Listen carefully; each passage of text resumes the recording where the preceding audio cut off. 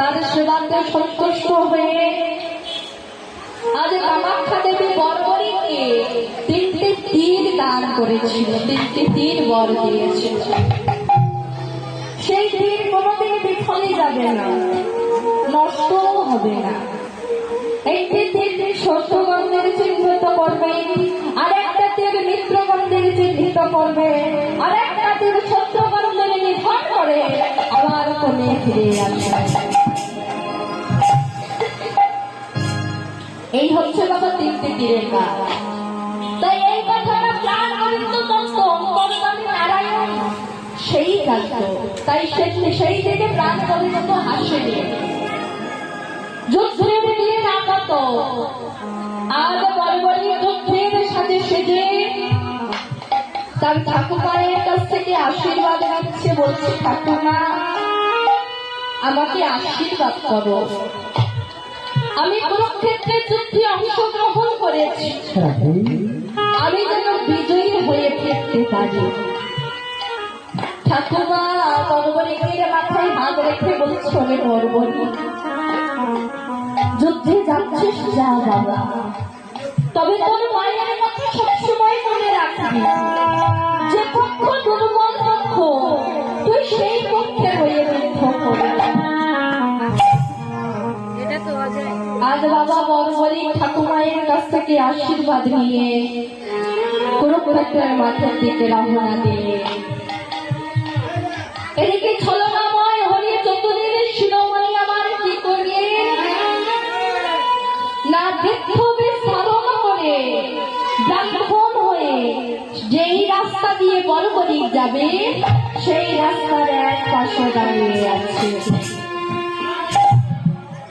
এমন সময় বর্বরী কাঁদছে, আজ আমার প্রাণ গোবিন্দ ডাকছে, বর্বরী ও বর্বরী, বর্বরী কোথায় যাচ্ছ? তখন বর্বরী বলছে, কেন ঠাকুর আপনি জানেন না আজকে কুরুক্ষেত্রের যুদ্ধ? ও তা বলি কি, তুমি কুরুক্ষেত্রে যুদ্ধ করতে যাচ্ছ নাকি খিলাপ করে যাচ্ছ?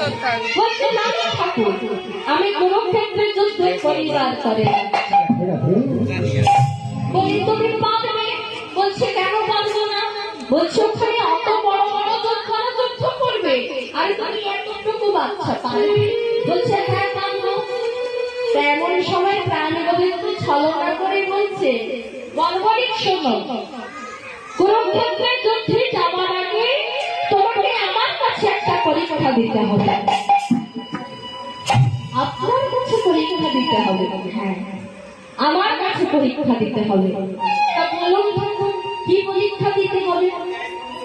তখন বাবা ব্রাহ্মণ বেশি প্রাণ গোবিন্দ বলছে, বর্বরী এই যে অসত্য গাছটা দেখা পাচ্ছ, বলো তো এতে কটা পাতা আছে? আপনি কি বলেন না ঠাকুর, একটা গাছে হাজার হাজার পাতা থাকে, কেমন ভাবে বলি বলুন? আচ্ছা বেশ বেশ ঠিক আছে, দেখো বর্বরী, তুমি যদি একটা তীর মেরে এই গাছের সমস্ত পাতা ছিদ্র করে দিতে পারো তবে তুমি যুদ্ধে যেতে পারবে।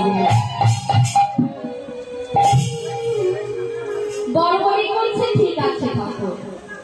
এদিকে বর্বরী তীর ধনুক নিয়ে মা কামাখ্যা দেবীর প্রাণ গোবিন্দকে স্মরণ করছে, আর ওদিকে চতুরের শিরোমণি গাছ থেকে একটি পাতা তুলে দিয়ে চরণ তলে রেখে দিয়েছে।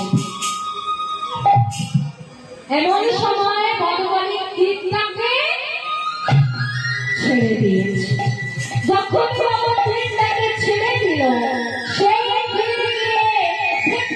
সমস্ত পাতা ছিদ্র করে এসে গোবিন্দ চরণে করছে। বলি, তোমার থেকে এমন ব্যবহার করছে কেন ঠাকুর? আর আপনার চরণ তলে নিশ্চয়ই কোনো পাতা আছে, তারা করে পাতা তুলেনি, নইলে চরণ ভেদ করে ধরবে। আজ গোবিন্দ যখন চরণটাকে তুলে নিল, আজ সেই দিকটা দিয়ে পাতাটা ছিদ্র করে আবার করে ফিরে এসেছে। গোবিন্দ বলে বলে ভাবলেন, বর্বরী যদি কুরুক্ষেত্রের যুদ্ধে যায় আমি পঞ্চ পাণ্ডবকে বাঁচাতে পারবো না,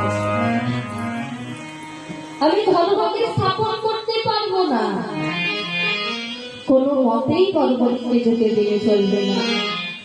এমন সময় বাবা প্রাণ গোবিন্দ বর্বরীকে বলছে, বর্বরী তুমি তো যুদ্ধে যাচ্ছ, আচ্ছা তুমি কোন পক্ষে হয়ে যুদ্ধ করবে?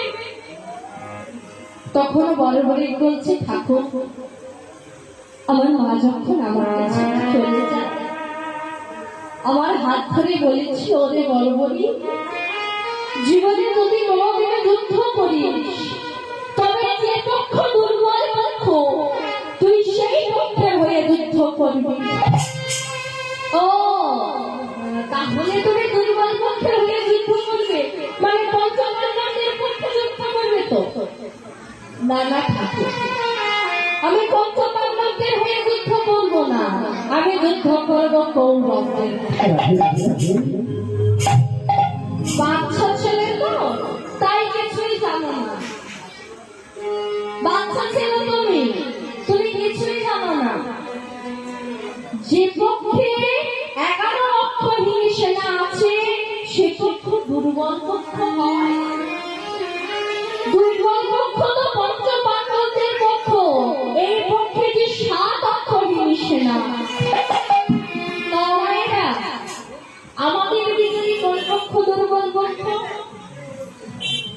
11 অক্ষহীন সেনা আছে কোন পক্ষে, আর 7 অক্ষহীন সেনা আছে পঞ্চপাণ্ডব পক্ষে। তাহলে কোন পক্ষ দুর্বল? অবশ্যই পঞ্চপাণ্ডবদের পক্ষ দুর্বল। তাহলে বর্বরী বলছে না, দুর্বল পক্ষ হচ্ছে কৌরবদের পক্ষ। আজ 12 বৎসরের বাচ্চার মুখে কত সুন্দর কথা দেখো।